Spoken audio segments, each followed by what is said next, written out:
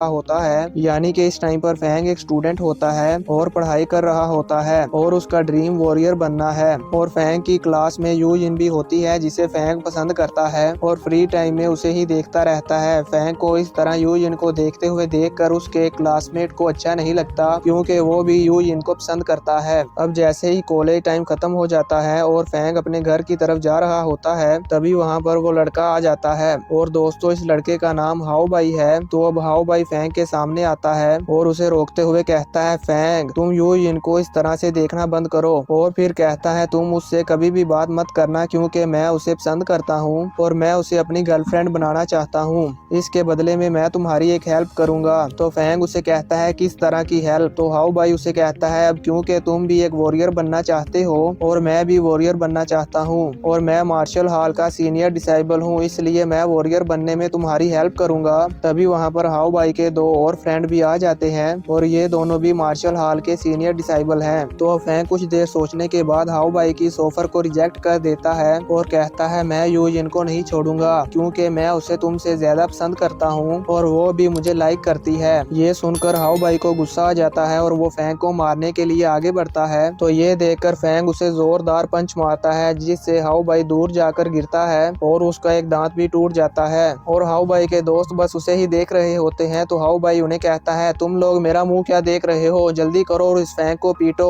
और फिर हाओ बाई और उसके दोस्त मिलकर फैंग को मारने लगते हैं, पर फैंग बड़ी ही आसानी से उनके अटैक से बचते हुए उन तीनों से फाइट करता है और उनको मार मार कर बेहोश कर देता है और फिर वहां से चला जाता है। तो अब नेक्स्ट डे फैंग अपने स्कूल जा रहा होता है, तभी अचानक से कुछ फाइटिंग गैंग के लोग फैंग का रास्ता रोक लेते हैं और उसे चारों तरफ से घेर लेते हैं। तो फैंग उनसे कहता है, तुम लोग कौन हो और मेरा रास्ता क्यों रोक रहे हो? तो अब उस गैंग का लीडर आगे आता है और फैंग से कहता है, हाओ बाई ने हमें पैसे देकर हायर किया है और उसने हमें कहा है कि हम तुम्हारे हाथ पैर तोड़कर तुम्हें यहाँ पर फेंक दें। ये सुनकर फैंग को गुस्सा आ जाता है और वो उनसे फाइट करने के लिए रेडी हो जाता है। तो अब गैंग के लोग उस पर हमला करने लगते हैं। तो फैंग उन सब के अटैक से बड़ी ही मुश्किल से बचता है और उन सब को अपनी मार्शल आर्ट टेक्निक्स का यूज करते हुए हरा देता है और फिर जल्दी से अपने कॉलेज चला जाता है। और जैसे ही फैंग अपनी क्लास में आता है तो हाओ बाई उसे बिल्कुल सही सलामत देखकर शॉक हो जाता है और अपने मन में सोचता है कि ये उस गैंग के हाथों से कैसे बच गया। और फिर कहता है, फैंग तुम आज तो बच गए हो, पर ये अभी खत्म नहीं हुआ, मैं तुमसे बदला लेकर ही रहूंगा। तो अब नेक्स्ट डे हाओ बाई एक प्लान बनाता है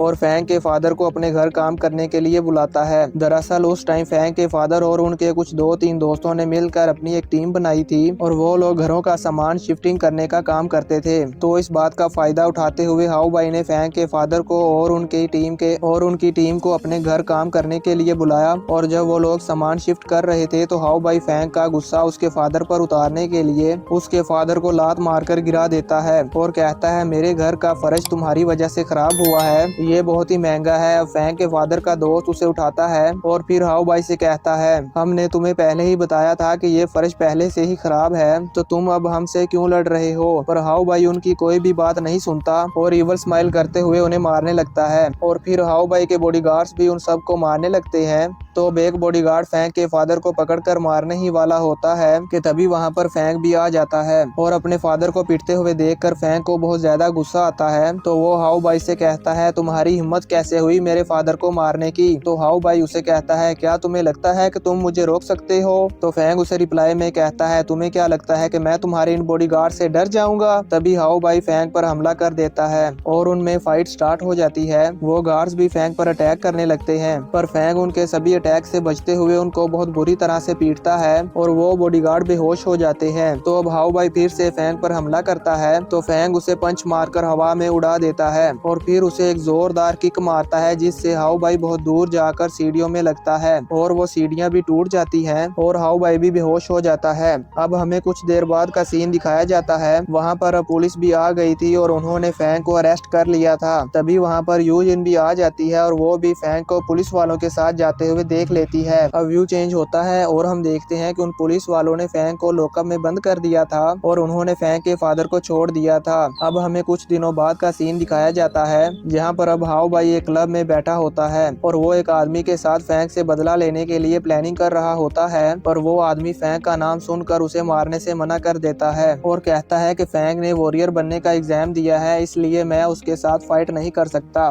और वो वहाँ से चला जाता है। तो अब हाउ भाई सोचता है कि कोई भी फैंग को मारने के लिए रेडी नहीं है, इसलिए अब हाउ भाई अपने अंकल के पास जाता है और उन्हें फैंग के बारे में बताता है कि उसने मुझे 2-3 बार बहुत बुरी तरह से पीटा है। और दोस्तों हाउ भाई का ये अंकल एक पावरफुल वॉरियर है और ये टाइगर स्क्वाड टीम का मेंबर भी है। तो अब हाउ भाई का अंकल उसे कहता है, हाउ भाई तुम इस बारे में बिल्कुल भी फिक्र मत करो, मैं उस फैंग को बहुत अच्छा सबक सिखाऊंगा। और फिर हाउ भाई का अंकल अपने किलर दोस्त को कॉल करता है और उसे फैंग की सारी इन्फॉर्मेशन दे देता है और कहता है तुम उसको किल कर दो। तो वो किलर रिप्लाई में कहता है ठीक है, तुम अब इस मामले को मुझ पर छोड़ दो। तो अब नेक्स्ट सीन में हम देखते हैं कि वो किलर भी उसी लॉकअप में आ जाता है जिसमें पुलिस वालों ने फैंग को बंद किया था और इसके साथ इसके कुछ और साथी भी होते हैं और वो फैंग के सामने वाले लॉकअप में ही बंद होते हैं और अपने नाइफ्स को तेज कर रहे होते हैं। फैंग भी उनको ऐसा करते हुए देख लेता है और समझ जाता है कि अब फाइट जरूर होगी। तो अब नेक्स्ट सीन में हम देखते हैं कि सब कैदी खाना खाने के लिए आए होते हैं और फैंग भी वहाँ टेबल पर बैठकर कुछ सोच रहा होता है। तभी 4-5 कैदी फैंग के पास आते हैं और उसे घेर लेते हैं और कहते हैं अब हम तुम्हारे हाथ पैर तोड़ देंगे।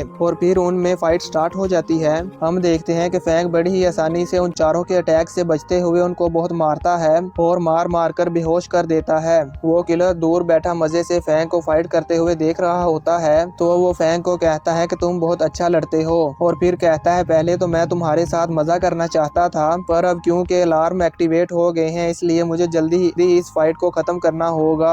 और इसी के साथ वो भी अपने पास से ब्लेड निकालता है और फैंग पर हमला कर देता है, पर फैंग उसे डॉज कर लेता है। तो फिर वो किलर अपने ब्लेड्स को बहुत स्पीड के साथ फैंग की तरफ छोड़ता है, पर फैंग एक टेबल को शील्ड की तरह यूज करता है और उन ब्लेड्स को रोकने की कोशिश करता है, पर वो ब्लेड्स उस टेबल के आर पार हो जाते हैं। अब इससे पहले कि फैंग उस पर अटैक करता, वो किलर अपने पूरे कॉन्फिडेंस और स्पीड के साथ फैंग पर ब्लेड फेंकता है और इस अटैक की स्पीड इतनी ज्यादा होती है कि फैंग अपनी जगह से हिल भी नहीं पाता और वो ब्लेड उसे लगने ही वाले होते हैं कि तभी फैंग की स्पिरिट पावर उन ब्लेड्स को रोकती है और उनकी डायरेक्शन चेंज कर देती है। ये देखकर वो किलर बहुत शॉक होता है और कहता है ये कैसे हो सकता है, मेरे ब्लेड्स कभी मिस नहीं होते, आज तक मेरा कोई भी ब्लेड इस तरह से मिस नहीं हुआ। तभी वहाँ पर पुलिस भी आ जाती है और वो किलर डर जाता है और वहीं पर घुटने टेक कर बैठ जाता है। अब स्पिरिट पावर की वजह से फैंग के सर में बहुत जोर से दर्द होता है और वो जोर से चिल्लाता है और फिर वहीं पर बेहोश हो जाता है। तो अब पुलिस वाले फैंग को हॉस्पिटल ले जाते हैं और दोस्तों यहीं पर ये पार्ट खत्म हो जाता है। तो अब